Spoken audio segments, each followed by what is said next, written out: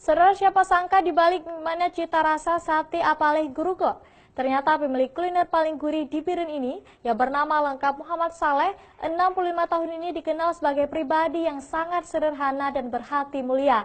Selama ini dari sebagian keuntungan usaha gerobak satenya disumbangkan untuk pembangunan pesantren pengajian di pekarangan rumahnya. Dari 4 gerobak sate apalih Gerugo yang terbesar di warung-warung kopi Pasar Gerugo, Kecamatan Gandapura, Kabupaten Biren, baik di sisi kanan ataupun kiri jalan lintas utama Banda Aceh Medan ini, omsetnya per hari kini mencapai 10 juta rupiah dengan menghabiskan daging setiap harinya 1 ekor sapi. Usaha sate apalih yang dirintis sejak puluhan tahun lalu itu, kini telah dapat menampung 45 orang tenaga kerja. Dengan gaji karyawan setiap harinya rata-rata dikeluarkan Saleh senilai 200.000 hingga 400.000 rupiah per orangnya. Dari omset 10 juta usaha sate apalih setiap hari, ia selalu menyisihkan uang 150.000 rupiah untuk biaya operasional dan pembangunan pesantren yang dibangun beberapa tahun lalu di pekarangan rumahnya.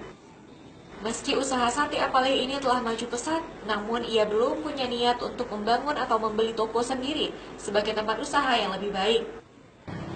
Sejak puluhan tahun lalu, Saleh hanya menyewa lapak gerobak di depan warung kopi orang lain dengan membayar sewa per gerobak setiap harinya Rp25.000.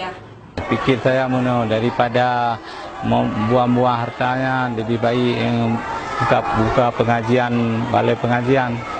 Daripada tidak berguna untuk masa depan saya, lebih baik buka balai pengajian.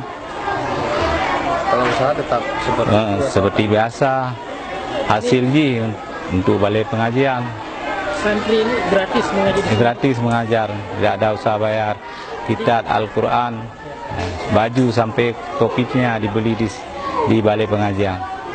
Sebab Saleh lebih memilih untuk berinvestasi untuk akhirat dengan membangun pesantren dan membiayai sejumlah guru ngaji yang mengajarkan 300 lebih santri setiap harinya. Meski sudah menjadi pengusaha sate sukses, Saleh tetap dikenal sosok yang ramah dengan semua orang dan selalu berpenampilan sederhana. Bahkan sehari-hari saat bepergian, Saleh selalu menggunakan jasa ojek warga. Padahal dia memiliki 2 unit mobil pribadi yang dibelinya khusus digunakan untuk menjenguk 9 anaknya yang sedang belajar di pesantren tradisional di Aceh. Raja Umar, Kompas TV, Biren.